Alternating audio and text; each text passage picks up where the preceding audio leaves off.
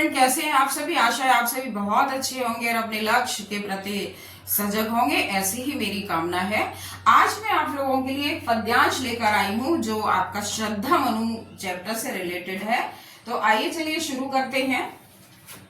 जो आपकी एग्जाम में 10 नंबर का आएगा। दुख की पिछली रजनी बीत, विकसता सुख का नवल प्रभात, एक पर्दा यह जीना यह नीला, छिपाए है जिसमें सुख का गात, जिसे तुम समझे हो अभिशाप, जगत की ज्वालाओं का मूल, ईश का वह रहस्य वरदान, कभी मत जाओ इसको भूल।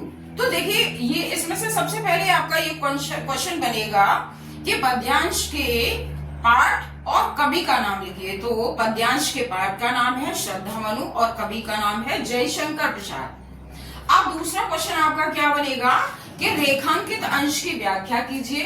तो ये 4 लाइनें मैंने रेखांकित की हैं, जिनका मैं संपूर्ण का अर्थ बताने का प्रयास करती हूँ। तो क्या है? दुख की पिछली रजनी बीत। श्रद्धा मनु से क्या कहती है? श्रद्धा मनु को समझाती हुई कहती है कि दुख की पिछली काली रात्रि के बीच ही सुख का सवेरा विकसित होता है। क्या होता है? सुख का सवेरा विकसित होता है। बीती हुई रात के नीले झीने धुंधलके के समान बीते हुए दुख की अनुभूति सुख के बीच क्या बनी हुई है? पर्दा बनी हुई है, जो क्या है? सुखमय अरुण के प्रकट होने का क्या है?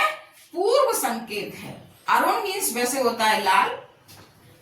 तो यहाँ ये अब आगे की जो पंक्तियां हैं इनका अर्थ बताने का प्रयास कर रही हूं मैं।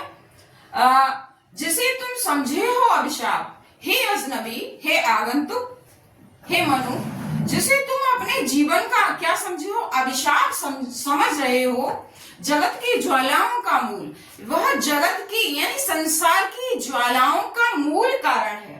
संसार की ज्वालाओं का यानी ज्वालाओं का मतलब क्या होता है? दुख, गहन दुख का मूल कारण है।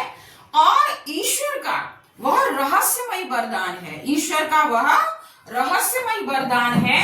हे अजनबी, हे आगंतुक, तुम इसे कभी भूलने का प्रयास मत करना। अब आपका अगला क्वेश्चन बनता है, श्रद्धा किसके हताश मन को प्रेरणा दे रही है? तो श्रद्धा मनु के हताश मन को प्रेरणा दे रही है। सुख विकसित। अगला प्रश्न है, सुख दुख किसका प्रतीक है? तो दुख किसका प्रतीक है? दुख रजनी का प्रतीक है। रजनी मीन्स होती है रात्रि, यानी दुख यानी जैसे रात व्यतीत हो जाती है और रात के बाद नवल प्रभात नया सवेरा आता है, इसी प्रकार दुख के बीत जाने पर सुख आता है। अब आगे आपका 5वां प्रश्न बनता है, सुख गात में कौन सा अलंकार है? तो सुख गात में रूपक अलंकार है आपका। और रूपक अलंकार कहाँ होता है? जहां उपमेय में उपमान का भेद रहित आरोप हो, वहां रूपक अलंकार होता है। तो देखिए, यहाँ रजनी मीन्स क्या होती है? रात्रि होती है। नवल मीन नया होता है। प्रभात मीन सवेरा होता है। तो गात मीन शरीर होता है। तो इस तरह से ये पद्यांश आपके लिए, चाहे हमारे साहित्य के बच्चे हों, चाहे सामान्य हिंदी के हमारे स्टूडेंट हों, सभी के लिए ये बहुत ही ज्यादा इम्पोर्टेंट है। अच्छे से तैयार कीजिए और अपना स्कोर बनाइए। अगर मेरा वीडियो पसंद आया हो तो लाइक कीजिए, सब्सक्राइब कीजिए, शेयर कीजिए। धन्यवाद।